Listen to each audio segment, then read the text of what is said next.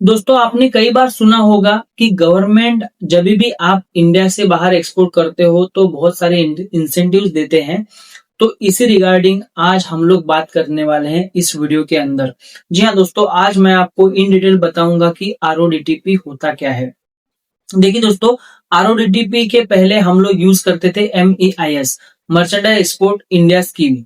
तो वहां पे कैसा था कि जो है 2% 3% आपको जो भी एफओबी वैल्यू पे वहां पे आपको बेनिफिट मिलता था। सेम इसी तरह यहाँ पे आरओडीटीपी भी आपको वहां पे जो है बेनिफिट्स मिलते हैं। आरओडीटीपी का मतलब है दोस्तों remission of duty and taxes on export product. तो यहाँ पे कैसा होता था देखो, मान के चलो कि आप एक कंटेनर एक्सपोर्ट कर रहे हो इंडिया से दुबई और कोकोनट आप एक्सपोर्ट कर रहे हो, ऐसा हम लोग समझते हैं।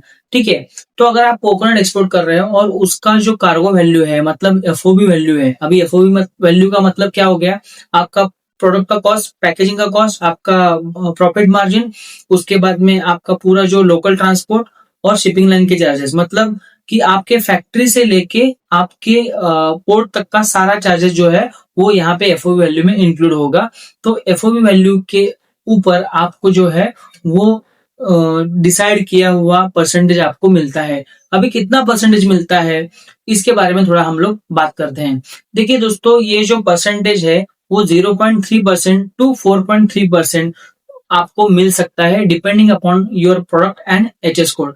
अभी अगर मैं कोकोनट की बात करता हूं, जैसा कि मैंने बताया, तो कोकोनट में आपको 3% जो है वो आरओडीटीपी मिलता है। यहाँ पे मान के चलो कि आपका कोकोनट का एफओबी वैल्यू है 10 लाख रुपए, तो वैल्यू है 10 लाख रुपए। ठीक है, तो अभी 10 लाख रुपए पे 3% मतलब हो गया 30,000। तो क्या हो जाएगा दोस्तों कि एक कंटेनर के पीछे आपको 30,000 रुपए यहाँ पे जो है वो बेनिफिट मिलेगा गवर्नमेंट की तरफ से।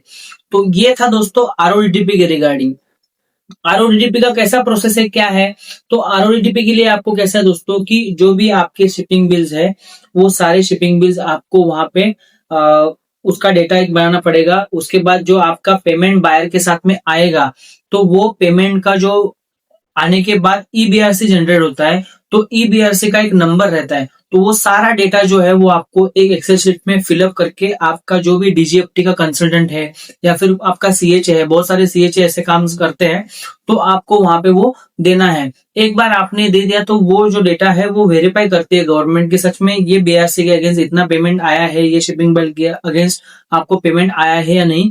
वो सारी चीजें वेरीफाई करने के बाद आपको जो है वो 10 से 15 दिन के अंदर आपको वहां पे जो है वो आपको आरओडीटीपी का जो भी अमाउंट है आपके अकाउंट में सीधा आ जाता है।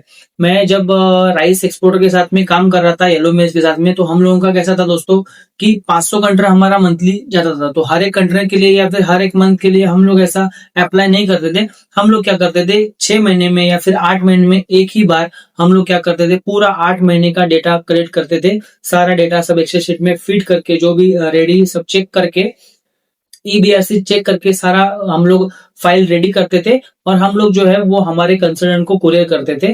तो वो कंसल्टेंट क्या करता था, सारी चीजें वेरीफाई करने के बाद वहां पे डीजीएफटी में अप्लाई करता था और जो भी गवर्नमेंट अथॉरिटी से वहां पे अप्लाई करके वहां पे हमारा वो जो है क्लेम है वो हमको सेटलमेंट करके देता था।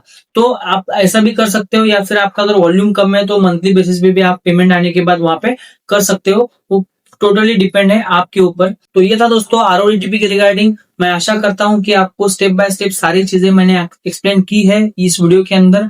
अगर फिर भी आपके मन में कोई डाउट है, कोई क्वेरीज है, तो नीचे कमेंट में जरूर बताइए। मैं उस क्वेरी का भी आपको रिप्लाई करने का ट्राई करूंगा। अगर आपको एक अच्छे कंसल्टेंट की तलाश है तो मुझे नीचे कमेंट में जरूर बताइए। मैं डिस्क्रिप्शन बॉक्स में आपको डीजीएफटी कंसल्टेंट का भी नंबर दे दूंगा। मिलते हैं नेक्स्ट वीडियो में, तब तक के लिए एक्सपोर्ट करते रहिए और आगे बढ़ते रहिए। जय हिंद।